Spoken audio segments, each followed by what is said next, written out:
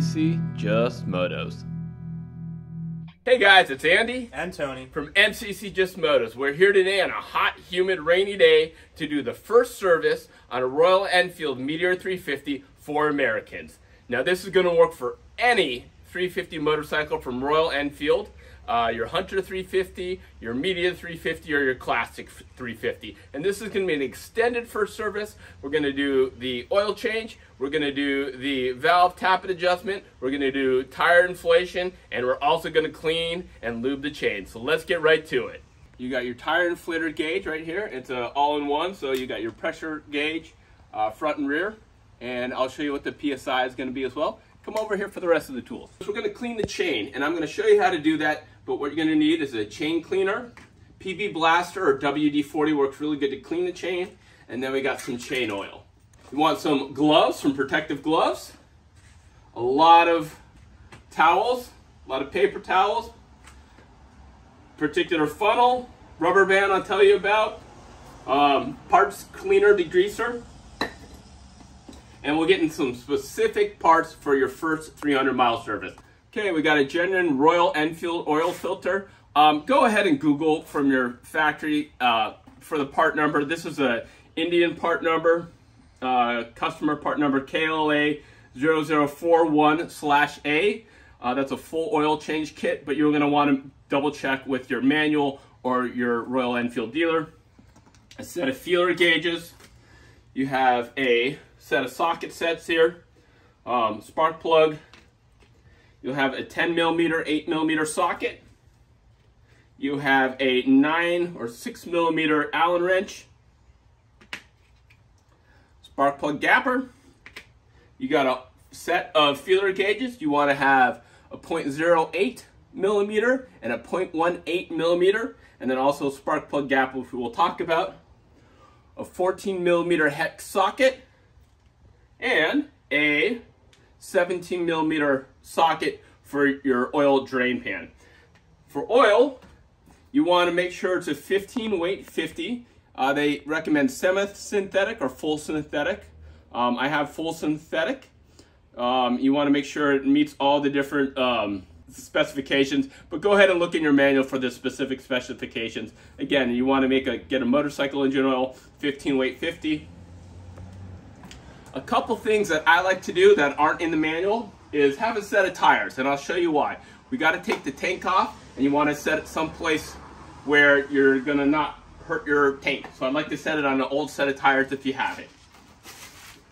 Old box with just some plastic in it. I like to put my oily pieces in here that I'm gonna throw away, wrap up and throw away, or dispose of properly. As well as a drain pan for oil, but I also like to have one that's clear, so that way when I drain the oil, I can see if there's any particular particulates in there on the first service, any metal shavings, metal pieces. And so then I'll put it into the drain pan afterwards. So we're gonna consult the manual for all the proper tire pressures right here. There it is, proper tire manual specifications. Solo 32 and rear is 32.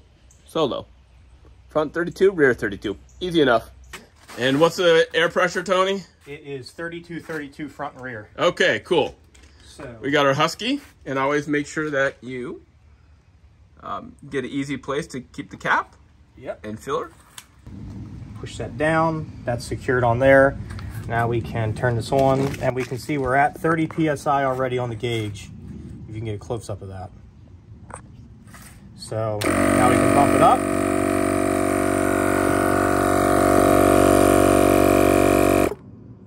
That's about 33 on the gauge, a little less if you look at it straight up and down. For me to get to it. Right there, okay. Valve stem off, cap. Put that right again. It's on there. And flick the switch. That's already at 32, so cool. So I would like to oil my chain every about 300 to 500 miles. So now's a good time to do it. What you're going to want to do, and Tony will demonstrate, is get your WD-40 or PB Blaster. you're going to spray on the inside of the chain. It's kind of hard to see. So it's right there on the inside of the chain, and go about 1 or 2 revolutions with the PB blaster as you spin the tire and oil the chain. Go for it. And you want to have something underneath the tire set. There you go.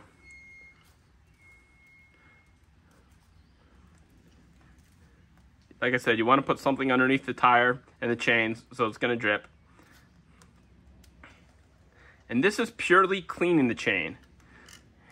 You're going to want to use a chain lube to oil it, but this will get all the grease off of it, the PB blaster or the WD-40. You don't have to be 100% perfect with it. Yeah, this is my first time doing this. You can go pretty quick is what I'm trying to say.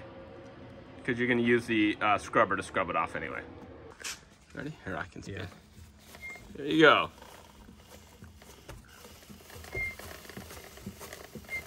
I like to go on top. See if you can get on top. Yeah, there you go. There we go. All right. All right. It's a little harder this way. But we're just getting nice and oiled. You can go back the other way if you want, but it's easier that way. All right, that's good. Next thing we're gonna do is gonna dry that chain off with some rags. Yep.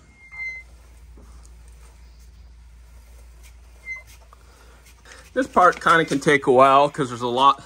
This is a pretty, you can see the rest. Just from that. Yeah, this is a pretty viscous lubricant, so it stays a lot.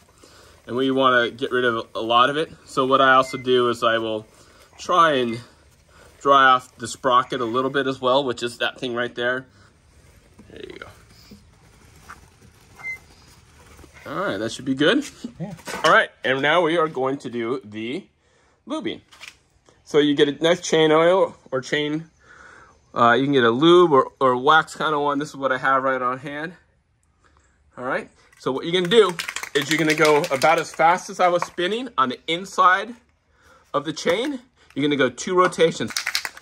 Okay, now you're just gonna rotate twice around and spray on the inside. Try not to get the tire tons. Sorry. That's all right. Again, you wanna get the inside of the chain, not the outside of the chain. And go around twice.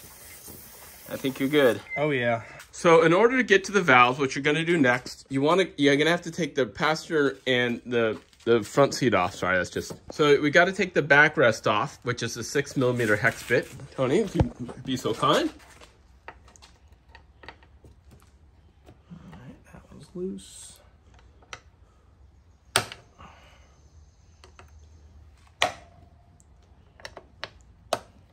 Okay, and you'll take them all off.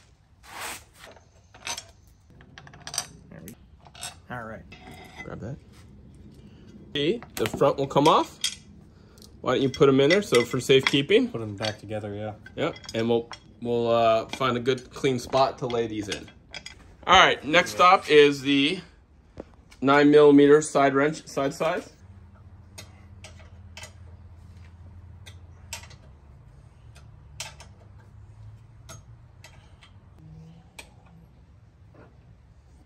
Oh, that's got red Loctite on it. That's why. Okay, put them on in, and we will get a close up of that. Oh yeah. Here, I'll hold this. Oh yeah, I see. I got it. Okay. Yeah, so this has red Loctite on it. That's something to keep in mind. Red Loctite's the strongest strength of Loctite you can get. So doing it with this is going to take a little strength to do. All right, get to the other side. Yeah, okay. The front ones don't. Okay. Cool. All right, grab that, and we'll get the seat next. Why don't you pull that seat up, Tony? I want to be sure there's no grease on my hands. There you go. Set that on the ground to the, there you go. There we go. Okay, and of course, the magic socket size, 10mm to take the front seat off. These are also an interesting head of bolt like that, where they're rounded at the top like that. They're not a standard hex. Okay. Maybe a deeper one would work, but who knows. Okay. All right, grab those. Take the seat off, please. There it is. To take the tank off, you got a 10mm and an 8mm socket set. You're gonna use the 8mm on one side, 10 on the other, and break it with the 10. Yeah, something else to keep in, take note of here is the 10mm nut is a nylock. Now they got it loose enough, I can just spin it off by hand. Cool. All right, just out. Yeah, that's the whole bolt itself, and it's got a little bit of blue Loctite on there. You can see it. All right, let's set that safe aside. Now that we got the seat off, you're gonna want to lift the tank up, and you're gonna slide it back gently. So you're gonna just lift off right here, and I'll help you with this one, Tony. This is where you want to, and you just slide it back gently.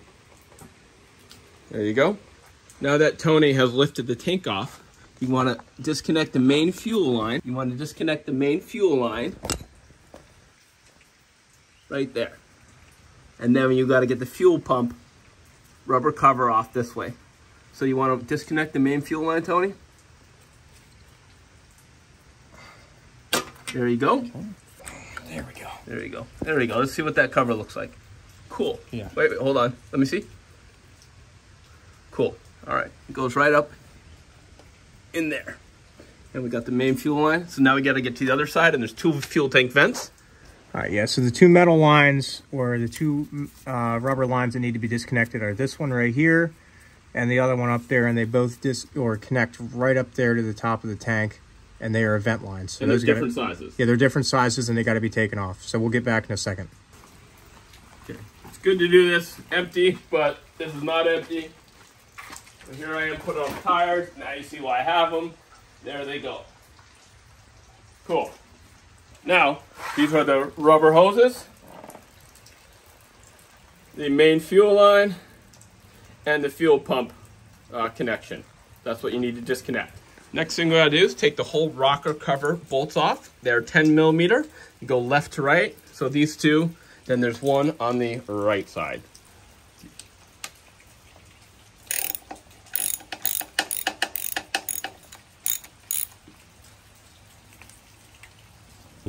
That is cool. All right, now we're gonna get this side, and you'll see this side's a lot harder to get to. So there's 2 ways to do this. We're just 10mm side.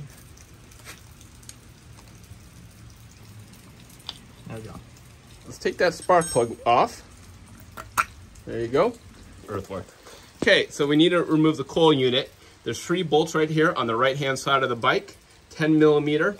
2 of them have grounds going through it. Just be really careful. These back 2 have grounds, so you need to make sure that those grounds stay connected again when you take them off. 10mm. Have at it, Tony.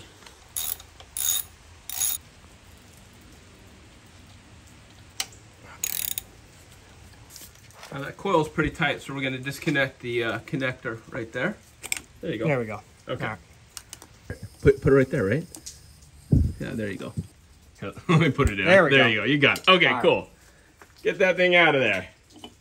Oh, yeah. Yeah, there you go. Wow. And swing it out of the way. Leave it right there. That's good enough. Yay! Yeah, leave that gasket in there. Is there a gasket? Really careful on that gasket. I'm not trying to tear that. Oh, gosh. Okay. But it's RTV'd in there. That's what you're fighting. It's supposed to stay in. It's supposed to stay in. Okay. Okay, now we got to take the cover off so we can get to the crank. 14mm hex socket. Why is that? Oh, it's coming off. There you go. All right, cool. You can see the crank bolt right in there. And we're going to use that to get top dead center. All right, now we're going to take the plug out. We got the wire out already. We got a 3/8 plug size set. There we go. A little black, but the tip's fine. Let's take a look here. All right, while we're at it, let's check the gap over here. The spark plug looks decent. Let me take a look-see real quick. It should be between 0.7, 0.8 millimeters, which is 0.30 or 0.31 inches. Let's see what it's at, Tony. We got a spark plug gap meter in inches. It's about 31 right on the dot. Right on the dot, so the plug's looking good. So what we're gonna do is find top dead center. What Tony's gonna do is stick a screwdriver gently in the top there, and we'll see when some top dead center. I'm gonna rotate the crank counterclockwise. So I'm gonna put the 17mm socket set in there and turn it counterclockwise until the screwdriver is top dead center. Right there. Okay, cool. All right, now we are gonna adjust the valves. In case you're wondering, the exhaust is closest to the exhaust, intakes away from the exhaust. So this should be 0.18 feeler gauge. So Tony, if you could get the 0.18 feeler gauge and see what we're at. It's not going in, is it? Yeah. It's tight. We're gonna use the S wrench to tighten it up. There you go. All right. So now that that's loose, we can use the other tool. All right. All right.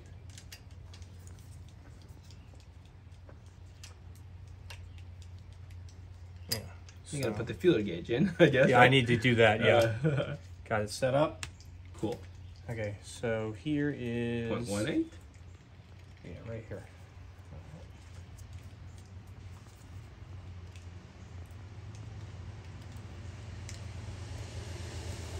I got a lot more I need to loosen this up with. Probably have to use the... Okay. All right.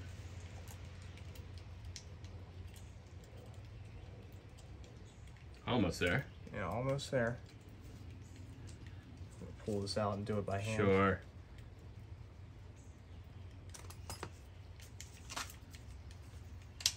Oh, yeah.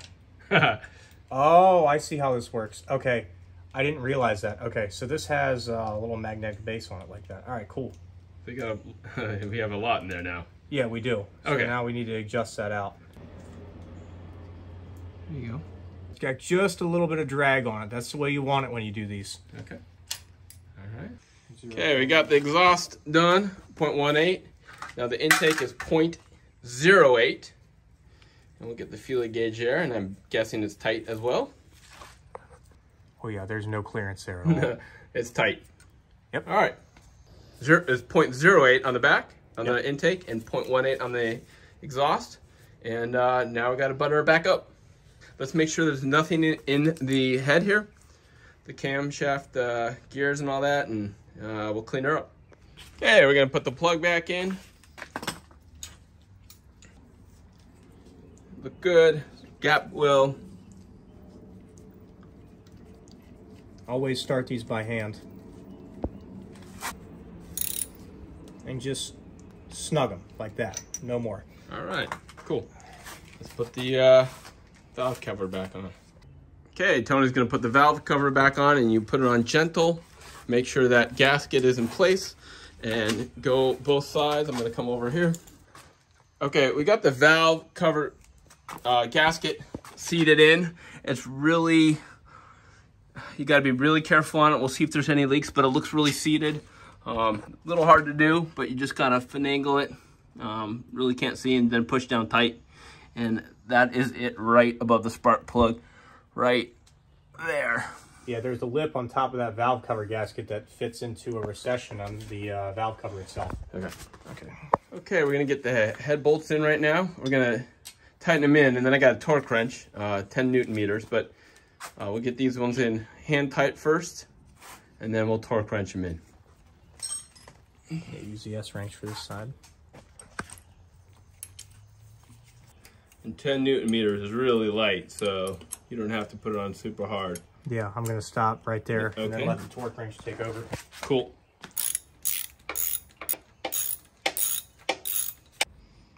That's it, yeah, I guess so. Because it counts down in decimals. All right. I don't use Newton meters very often. Let's go to the other side first, I think. There it goes. Right there. That's Perfect. torque. Cool. All right, while we're at it, I'm gonna get some parts cleaner and clean her up. You can see there's some oil there. We're gonna clean it up a little. Try and spray that. Top, yeah. All right. Gonna put the crank cover back on. You wanna clean that out? Sure, yeah. Now spray a little brake clean down here when we're got this all back together. Sounds good. Yep.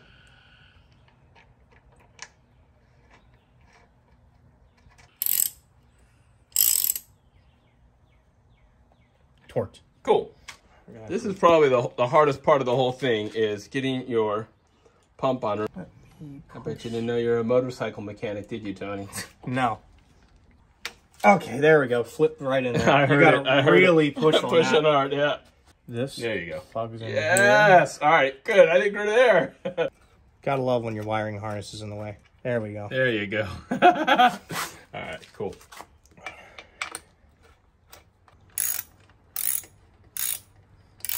There you go. All right. Plug wire gets going now. What's next, Tony? Well, this one comes in. That's an easy one. Next one's easy too. Yay. Yeah? All right, cool. Cool. All right, what's next? And we got to get this on here, and there's vents here, so I'm going to set this in, and Tony will put the thing down, and he'll put the vents in. There you go, and there's a rubber boot. Yep. Clicks right in, rubber boots on top of it. And then the main fuel line. Yep. Perfect. All right, now we're going to get the... Show me your seat, Tony. Whoa! All right, throw that bad boy on. Okay, you get the seat on, then the side rails, then the backrest, and then that goes in. You got to have it real loose and wiggly so you can put the back in. It's got to go loose so it can get wiggly. On this one, now we'll tighten the sides and then tighten the back.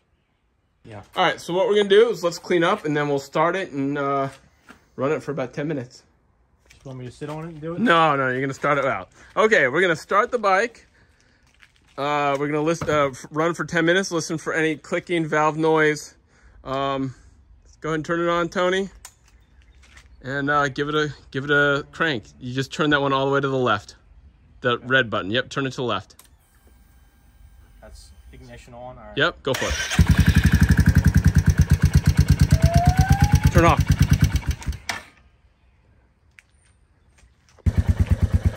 All right, I'm gonna go let the bike warm up for about 10 minutes, and then I'm gonna do an oil change. There we go, cool. Clean up a little bit while I'm at it. All right, now that my bike's sit, so it's only me, Tony went away. So we're going to go ahead and change oil. First thing I wanna do, come over here and take the oil filler cap off. All right, so now I gotta get the drain filter. They're 8mm. I thought they were 10, but they're 8mm, so you wanna just loosen them. And two, there we go. Let that drain for 5 minutes or so.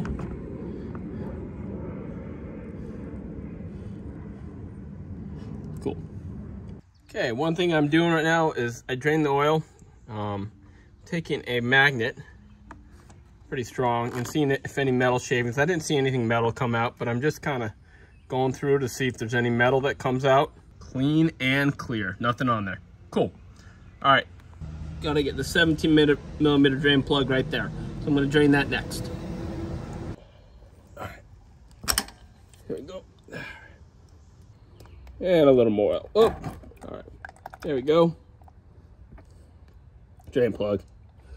Gotta get that guy out too. Got the screen filter. I just pulled really tight with it. All right. Looks clean. Nothing really bad there. Now I gotta get this oil filter housing. I'm just gonna put a piece of cardboard. It's not really gonna do much, but I'll try. Again, your 6mm breaker there. There we go.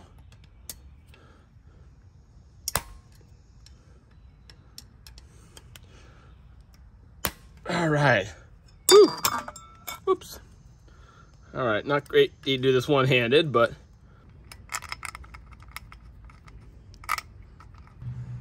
okay.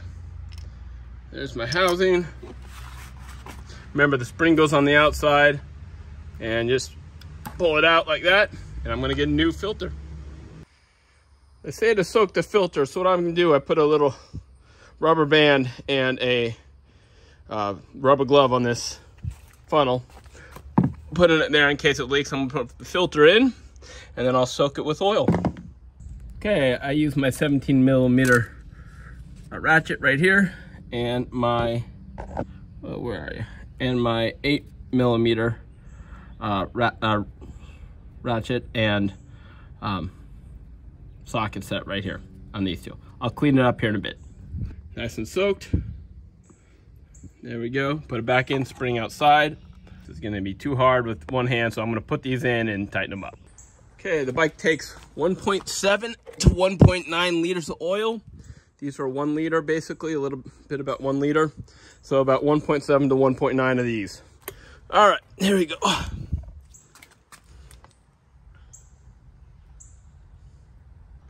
Now there is a sight glass, which I'll talk to you about. So I'm gonna put 1.7 in first. And I'll check the sight glass window. Nothing in the sight glass window yet. Now I gotta get 0.7. Okay, that's 1.7, and you can see in the sight glass window, it's between full, the first one and second one. I'm gonna let it run for 2 minutes, but first, I'm gonna dump the old oil out and screw the cap on. There we go. I really didn't have too many used parts. Okay, let's dump the oil in there, and we'll fire it up for 2 minutes. See, I had a little spill, but that's why I have cardboard. Now I can dispose of properly. So I'm gonna start it up, dispose of this, and then run it for 2 minutes. Okay, there's 2 minutes. That looks like I need to put a little more oil in, so let's go do that. All right, one more thing to get rid of the service light. You go to trip B, hold it down for 10 seconds. Turn off the bike, hold it for 10 seconds. Turn it on. There we go, turned off, okay. All right guys, pretty sweaty and hot. It's been a humid day. We've finished the oil change, the break-in, the oil chain and lube, and the tire pressure. So full extended 300-mile service break-in for United States customers, US customers. What do you think, Tony? It was a lot, but we managed. We managed. So that's going to do it for us. Please like and subscribe, and we'll catch you on the next episode. Thanks for watching.